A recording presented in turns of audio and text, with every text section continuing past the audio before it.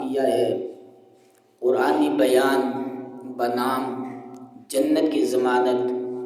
اللہ کی بارگاہ میں دعا گو ہوں کہ اللہ تبارک و تعالی اس پر مجھے حق سچ بیان کرنے اور ہم سب کو سن کر اس پر عمل پیرا ہونے کی توفیق رفیق عطا فرمائے۔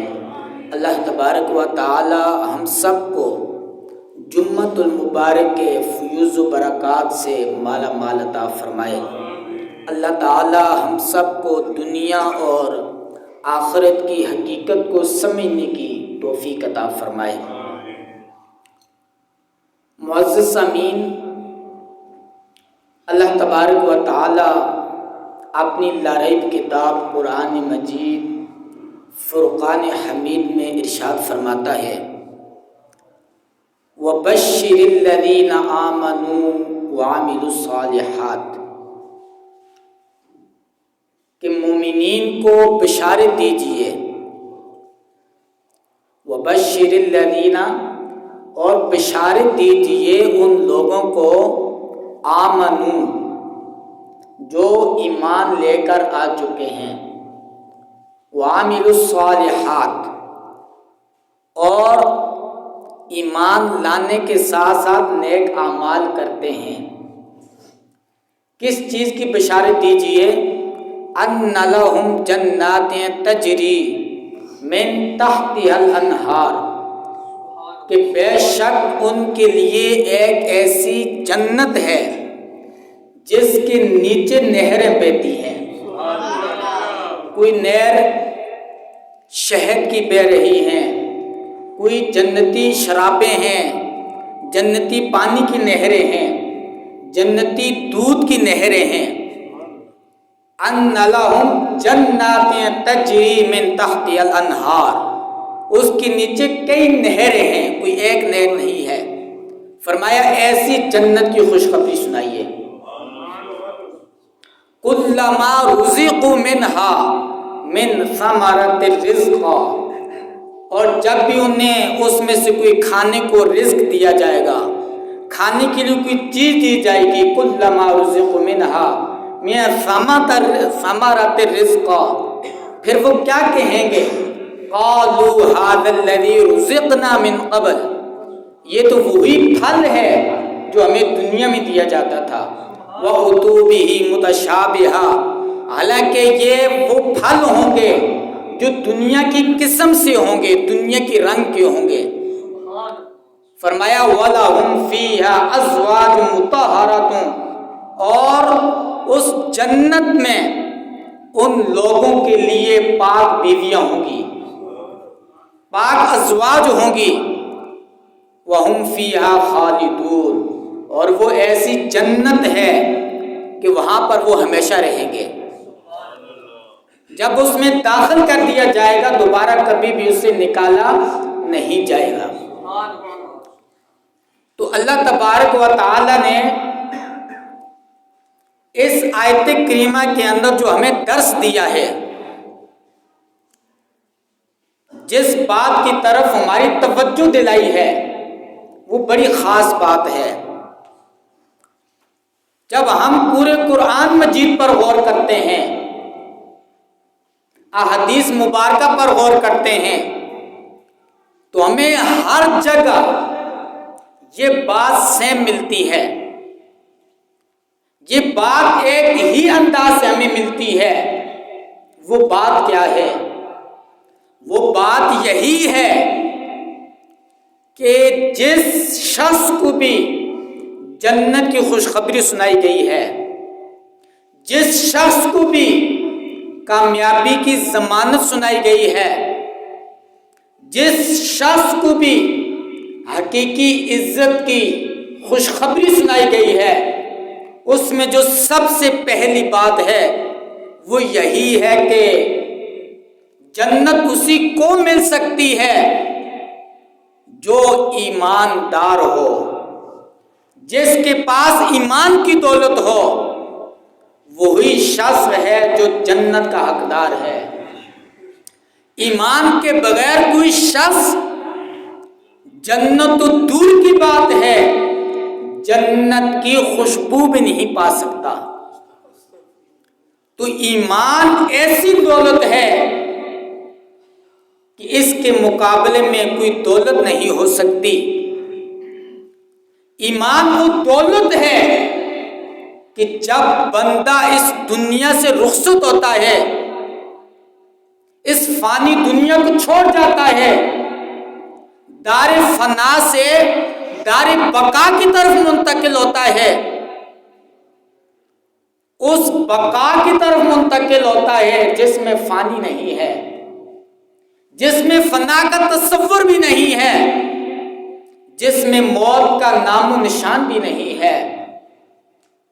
جو جنت میں داخل ہو گیا ہمیشہ کے لیے جنت میں رہا، اور جو دوزخ میں داخل ہو گیا وہ ہمیشہ کے لیے برباد اور نامراد ہو گیا۔ موت کو ذبح کر دیا جائے گا، وہ ایسی بقا والی جگہ ہے۔ تو جب بندہ اس دار فنا سے دار بقا کی طرف منتقل ہوتا ہے، اس وقت اگر بندے کے پاس جو فخر والی چیز ہوتی ہے، جو ناز والی چیز ہوتی ہے، جو سب سے بڑی دولت ہوتی ہے، وہ ایمان سے بڑھ کر کوئی اور دولت نہیں ہو سکتی۔ جو بندہ اس دنیا سے ایمان لے کر چلا گیا، وہی شخص حقیقتاً کامیاب ہو گیا، وہی شخص حقیقتاً عزت پا گیا، اور وہی شخص حقیقتاً خوشخبری کا مستحق ہے۔ ایمان ایسی دولت ہے، اور ایمان کی حفاظت کرنا یہ ہم پر لازم اور ضروری ہے۔ ہمیں ایمان تو وراثت میں مل چکا، یہ میرے رب کا فضل ہے۔ اگر میرے رب کا فضل نہ ہوتا تو کیا پتہ ہم اس آزمائش میں بھی کامیاب نہ ہوتے۔ یہ میرے رب کا فضل ہے کہ اس نے ہمیں مسلمان ماں باپ کے گھر پیدا فرمایا ہے۔ اگر ہم دوسرے ممالک پر غور کرتے ہیں جن پر یہ آزمائش آ پڑی ہے، خدا کی قسم حقیقتاً مسلمان وہ ہیں۔ ہم تو ان کے نام پر اپنی آواز بھی نہیں اٹھا سکتے۔ ہمیں اللہ تبارک و تعالی نے زبان دی ہے، ہماری زبان اپنی ذات کے لیے تو استعمال ہوتی ہے، لیکن ان کے حق میں ہم زبان نہیں اٹھا سکتے۔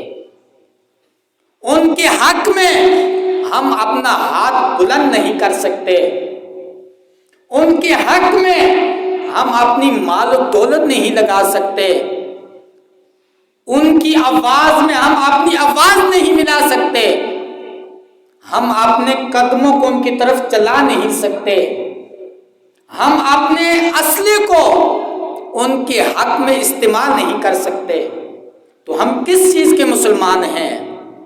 یہ ایمان ہمیں وراثت میں ملا ہے۔ اگر ہم اس پر پوری زندگی صرف اس بات پر شکر ادا کریں کہ ہمیں اللہ نے ایمان کی دولت عطا فرمائی ہے، تو خدا کی قسم ہم اس ایک نعمت کا بھی پوری زندگی شکر ادا نہیں کر سکتے۔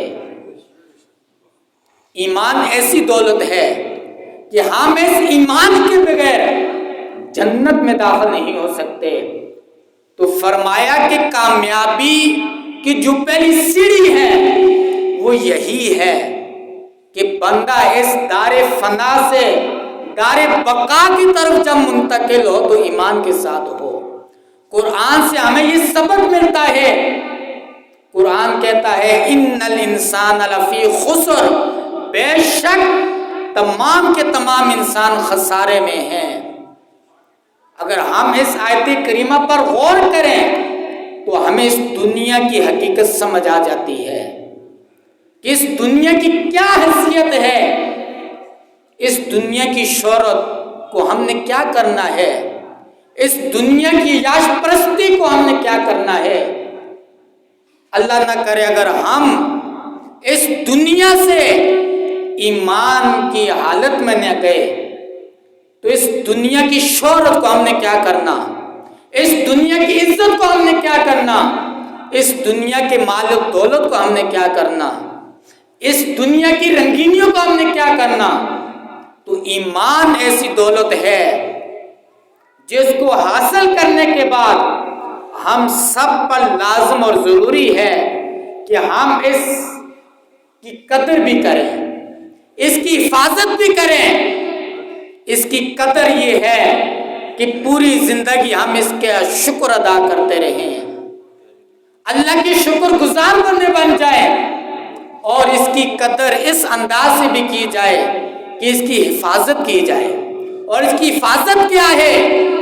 اس کی حفاظت یہ ہے کہ جب ہم نے یہ بیج بو دیا ہے اور اللہ نے ہمارے سینوں میں، ہمارے دلوں پر اس ایمان کی دولت کو نقش کر دیا ہے، تو ہم اس نقش کی حفاظت کریں، ہم اس نقش کو اپنے اعمال کے ذریعے خوبصورت بنائیں، ہم اس بیج کو درندوں سے بچائیں، ہم اس بیج کو جو اس کو کاٹنے والی چیزیں ہیں اس کو